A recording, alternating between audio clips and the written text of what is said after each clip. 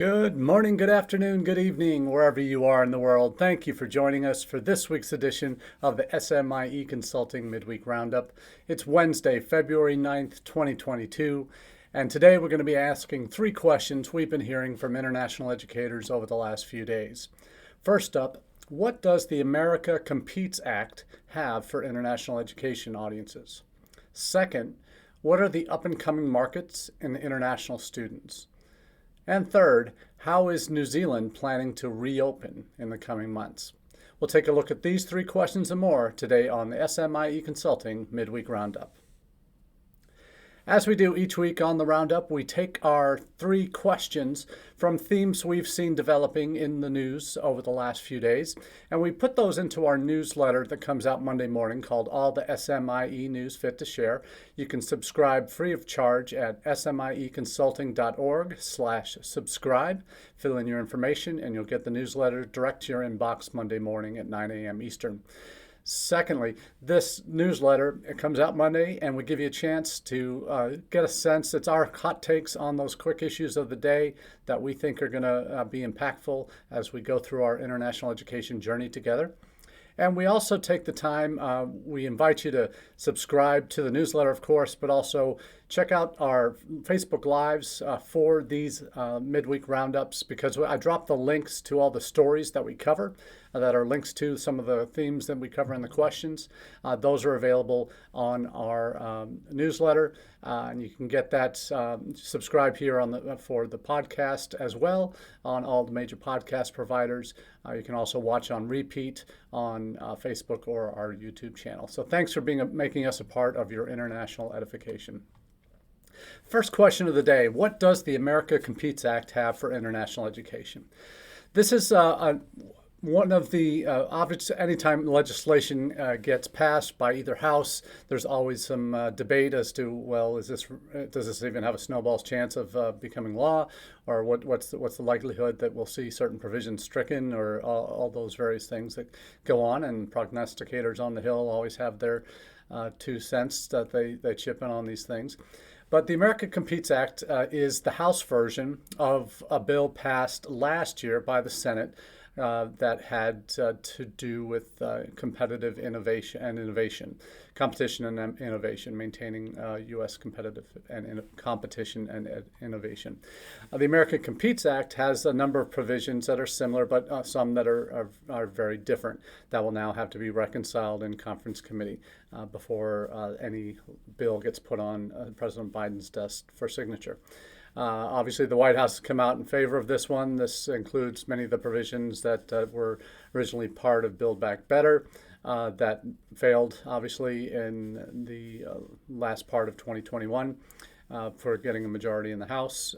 We are now in a situation where this House bill has provisions that are geared towards, it's pitched as bipartisan, that business and labor alike have praised the legislation for continuing the economic momentum we've seen over the last year, and national security leaders from both parties have said that the investment in this bill are needed if we want to maintain our competitive edge globally. So this bill was built on numerous bipartisan elements and on shared bipartisan agreement on the need to act. So again, that's White House statement after the America Competes Act was passed by the House, and talks about elements that will make the economy stronger, that will help us compete better with China from a position of strength, and that's encouraging everybody to come together on the bill. Now, there are a couple of provisions that we want to talk about that are of interest.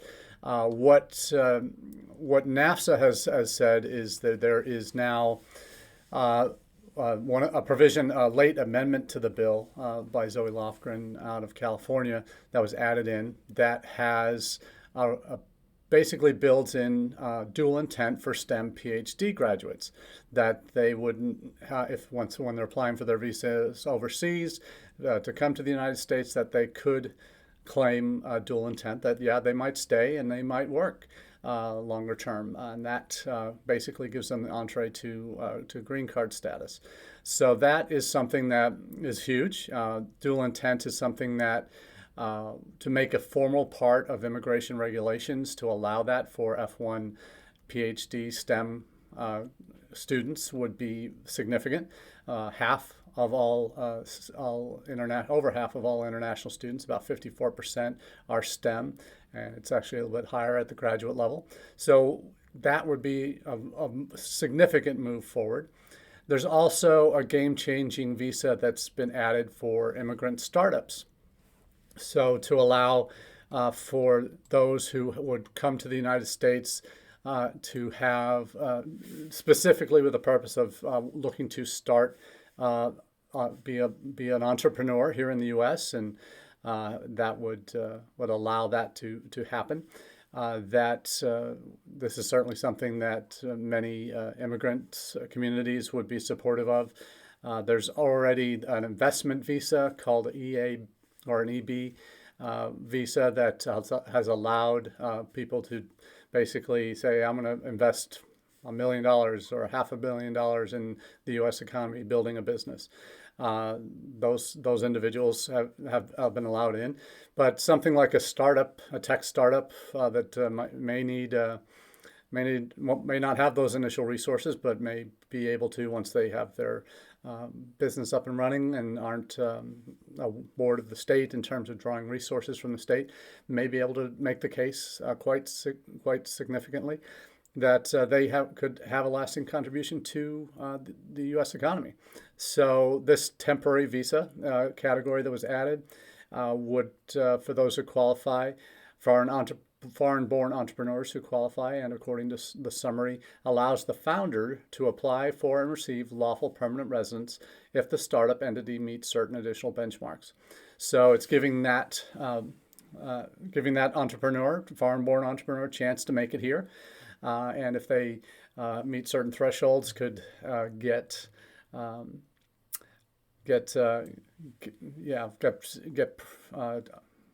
permanent residency, get a green card. So this would be a new visa category, a W visa, for initial 3 years. They can qualify for this visa if the alien possesses, and when we're going to get away from that language, I don't know, but hopefully soon. The alien possesses an ownership interest of not less than 10% in a startup entity.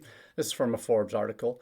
Link will be in our Facebook chat event for this roundup.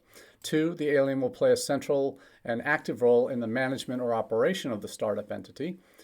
3, the alien possesses the knowledge, skills, or experience to substantially assist the startup entity with the growth and success of its business. And 4, during the 18-month period preceding the filing of these petitions, the startup entity received at least $250,000 in qualifying investments from one or more qualified investors, or at least $100,000 in qualifying government awards or grants. So those are kind of the thresholds to get the initial visa. So they look at 18 months preceding the filing of the petition. So that time can either be in another visa status in the United States. Perhaps they applied for funding, VC funding for their idea. And if that happens, then at the $250,000 threshold or $100,000 in government grants, they could apply for this. They could receive this 18-month W visa, and then after that would give an extension of 3 years after the initial 3 years, much like the H visa does. An extension for an additional 3 years if the individual possesses at least a 5% ownership stake, will continue to play a central and active role in management operations, have received at least $500,000 in additional qualifying investment, created at least 5 qualified jobs, or generated not less than $500,000 in annual revenue in the United States, and averaged 20% in annual revenue growth. So some decent thresholds there.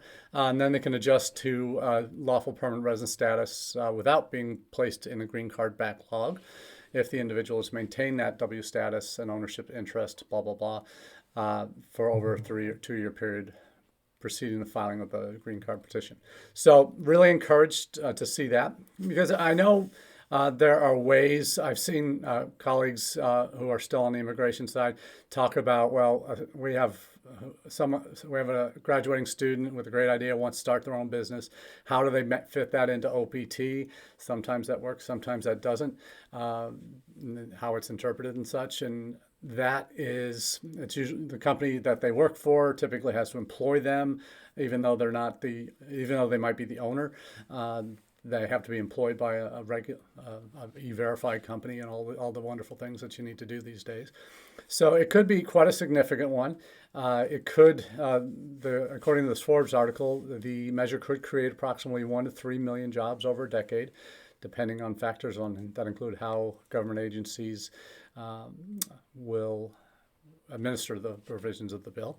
So it's encouraging. There's also a green card exemption for the STEM PhDs that we talked about in STEM fields.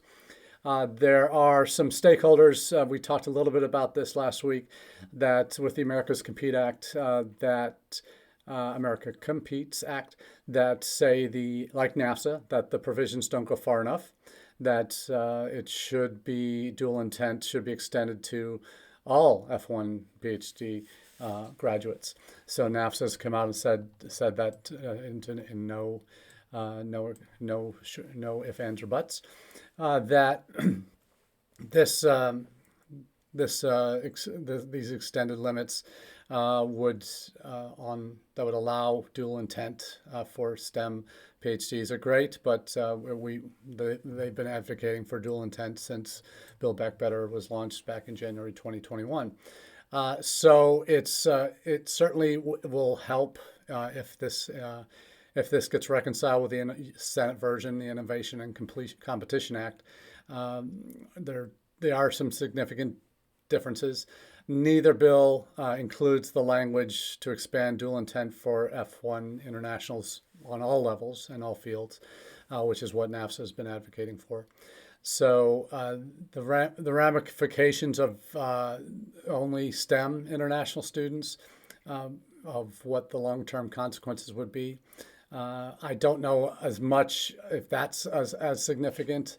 Is it going to deter folks who are not in STEM fields from coming to the United States? They haven't had a significant advantage. Well, they've already had a significant disadvantage if you're comparing OPT options of only 1 year per degree level, as opposed to the 3 that STEM students have since 2008. So 14 years of history would suggest that they're not that deterred. But this extra advantage for STEM, certainly in the future, leading to more direct path to green card status, is potentially troubling. But if you were given the choice, either not having it or having it, the option for STEM PhDs to be considered dual intent, I would take that. That would be just my humble opinion there. So a lot to think about there with the America Competes Act. There's still nothing yet on the horizon in terms of when that's going to be reconciled with the Senate version, but we'll certainly keep you posted on those developments here. Now, where are the up-and-coming markets for international students? This is a question that's born out of an article we covered last week on the Roundup it was coming out from new areas. This was part of Study Portals, and Unibuddy had produced a report, and I'm going to drop the link to that in the chat as well. They had come up with a list of a number of countries: Portugal, Poland, Greece, Romania, and Turkey in Europe. And then also,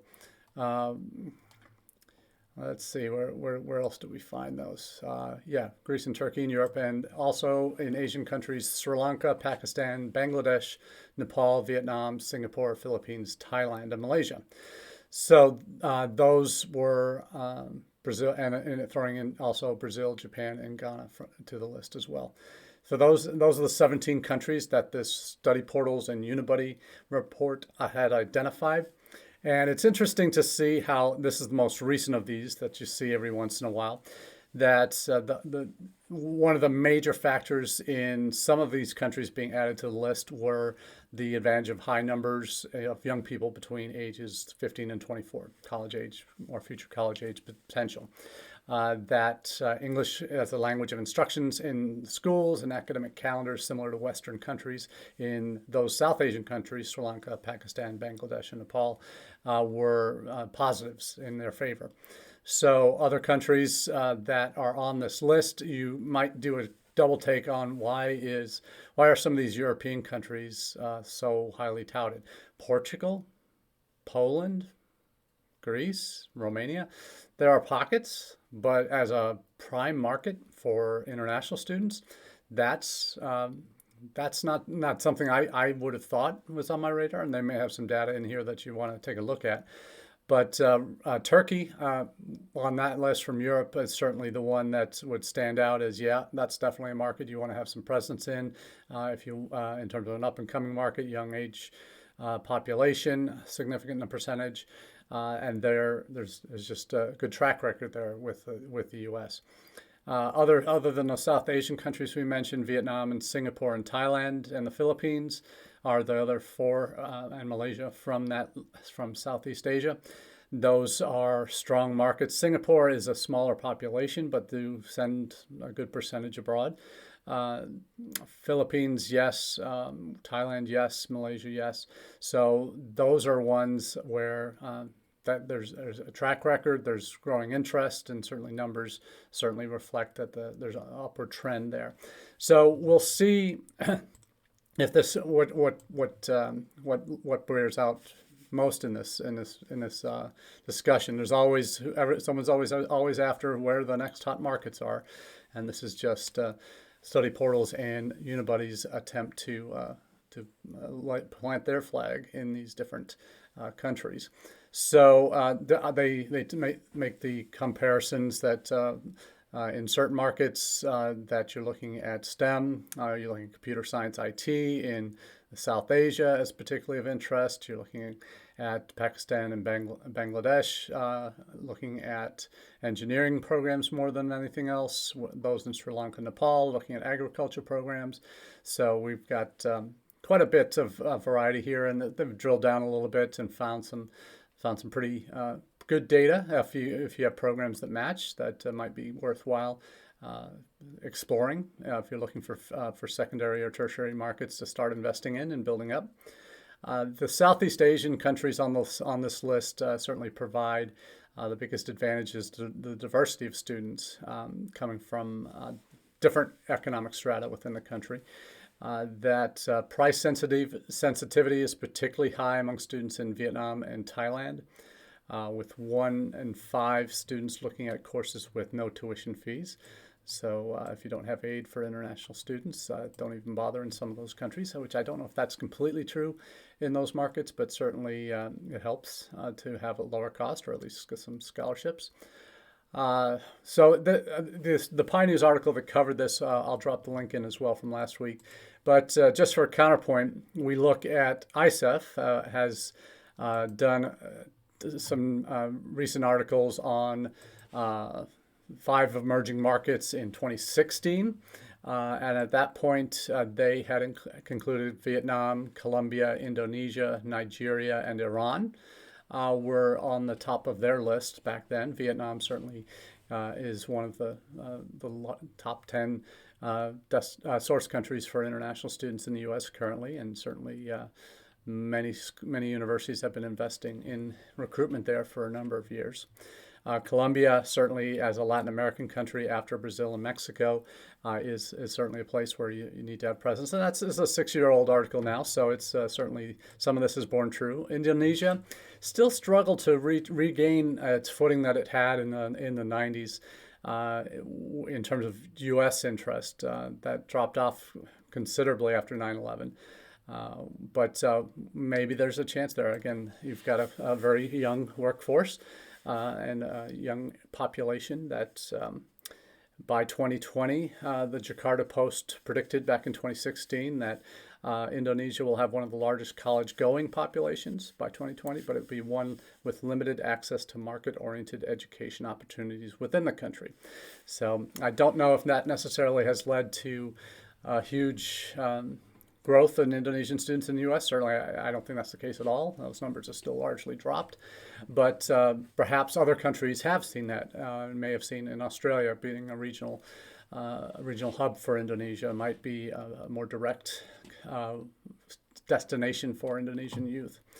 Nigeria, I think, is that sleeping giant in Africa that many U.S. colleges are trying to navigate well, and you see the numbers beginning to tick back up from Nigeria. More positive news out of there. The British Council and the UK have been investing more heavily there as well.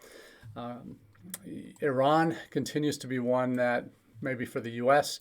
has historically been a very strong source of students. Prior to the Iran hostage crisis in 1979, Iranians represented the number one source of students in the international students in the United States.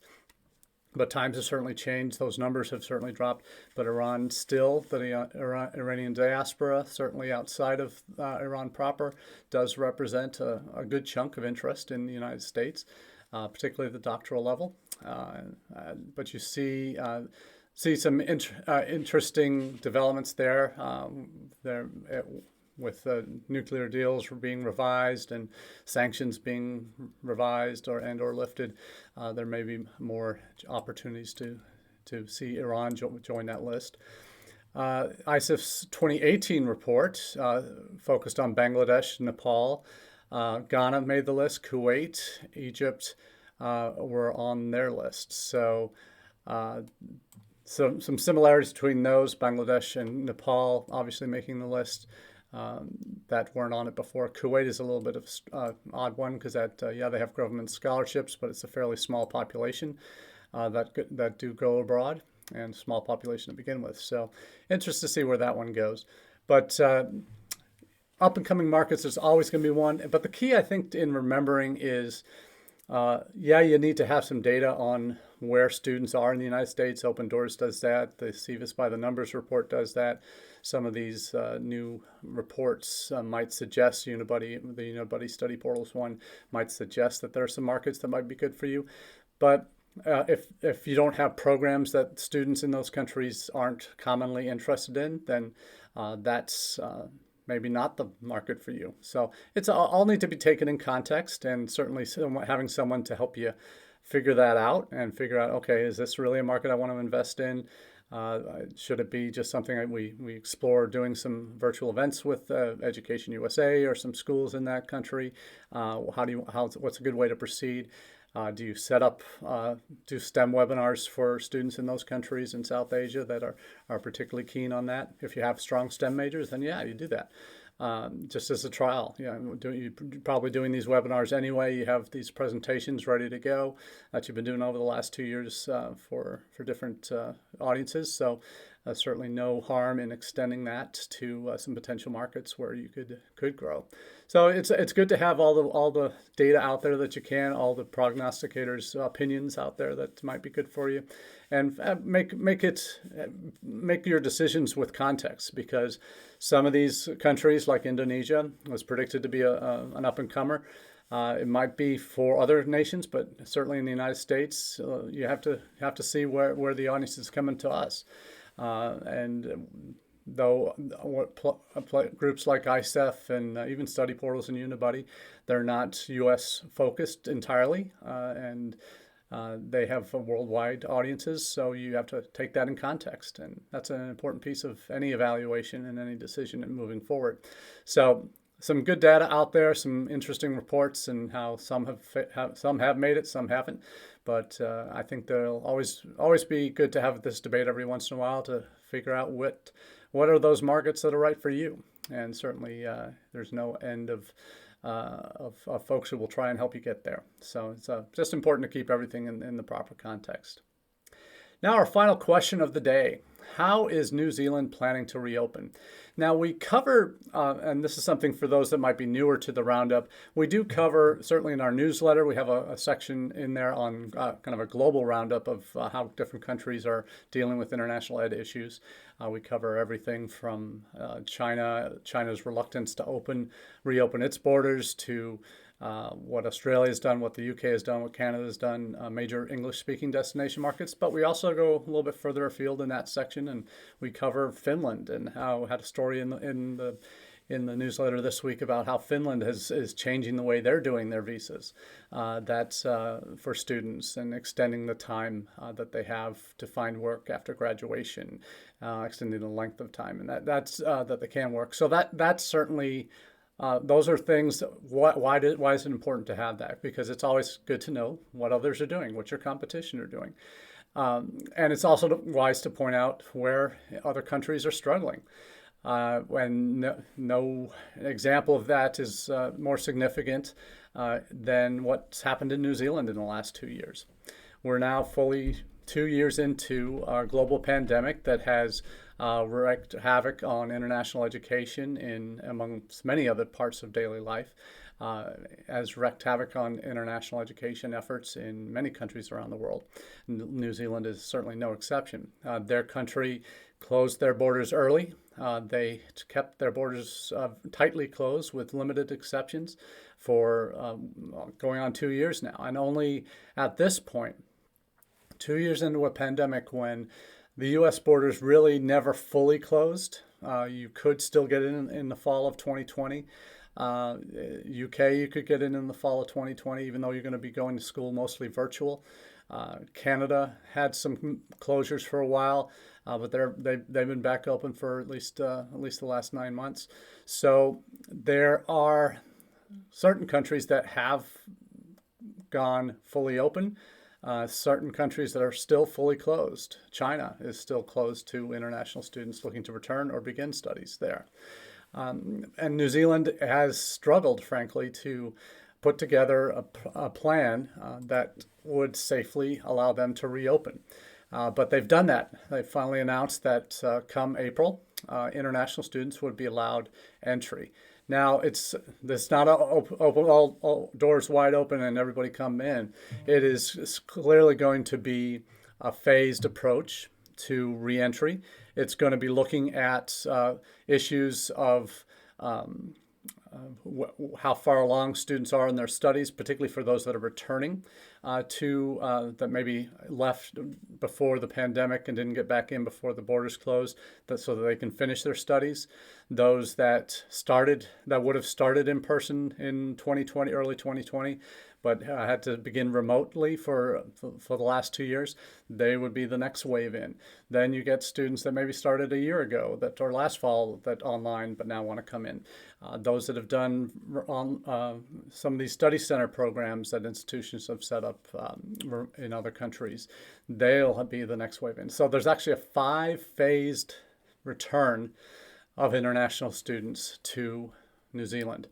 It's painful to really watch that happen because even though they're going to be requiring students be fully vaccinated before they are allowed in, they are, in addition to up to 5,000 students that can enter in April to study for semester 2 this year. That's in addition to ones that were approved in 2020 and 21. So their October 22 normal visa processing will resume. So they're still 8 months out from resuming normal visa processing overseas. That's with the goal of enrolling in 2023. So at this time in 2023, there's students who are coming from visa waiver countries that New Zealand has relationships with, Japan, South Korea. They can come in July for short visits, only for up to 3 months. So there's some real, again, I said it's painful to watch this, how they are not taking any chances that despite being a highly vaccinated country already, they're not taking chances bringing large groups in, even though those large groups will be fully vaccinated too. So they are still going to have the opportunity to self-isolate. The one difference is they will have the opportunity that if you're coming in through the border exemption cohorts, they call it, will have the opportunity to self-isolate rather than go through the managed isolation and quarantine facilities that the government has set up. So it's going to be a long road back for New Zealand because of the slowness of the reopening. And it's kind of lessons learned, a cautionary tale, if you will, in terms of how not to reopen, in terms of the impact it has on the international education industry in that country. You see reputational damage being done to China, which I don't know if they care about necessarily because of everything else that they have going for themselves right now. You look at what Australia is doing to itself now. They're reopening. They're expecting tens of thousands of students in the next couple of months coming back to Australia. You've seen some call into question all this extra work that international students will be able to do off campus, lifting the 40-hour every biweekly cap for students to work. That really calling into question, well, why are students actually coming to Australia? Are they coming to work and support the economy? Is that what you're doing? That you want them to fill the jobs that you have shortages in right now? Is that why you're bringing them in, or are they coming here to get educated? So there's some potential reputational damage being done there. You look at what, certainly in the United States, we're no strangers to reputational damage in terms of what the previous administration has done to the U.S.'s image abroad, but how the country has handled the pandemic in a perhaps more of a laissez-faire attitude than anywhere else in the world, by keeping borders open, and up until November weren't requiring vaccinations. Now we are for international visitors, so that we got a little bit more tight in terms of how our policies are. But you really wonder how the different where different countries are on the spectrum for reopening has been quite astonishing to see the huge disparities, that there isn't just one way to do it, and certainly there's a lot of ways to do it wrong, and there are very few ways to do it right.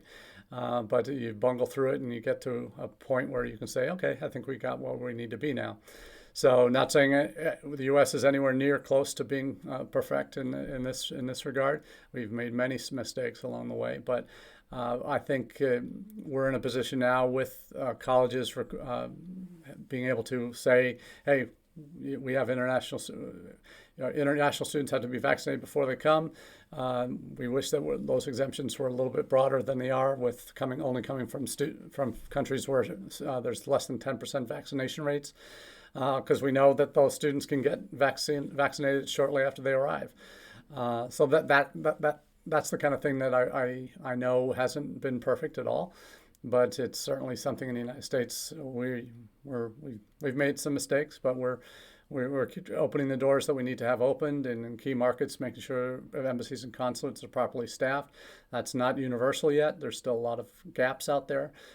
Saw a story this week where State Department's going to be hiring more frontline staff that are on non-career basis, foreign service officers, to be there on the front lines doing visa interviews. And the argument of whether those visa interviews should still exist face-to-face in this day and age. There's a lot of manpower resources that are wasted on that. So we'll see what happens with this, and obviously we'll keep our eyes on it with any changes that might impact what we do in international ed. So until next time, wish you all the very best and have a great rest of your week. Cheers.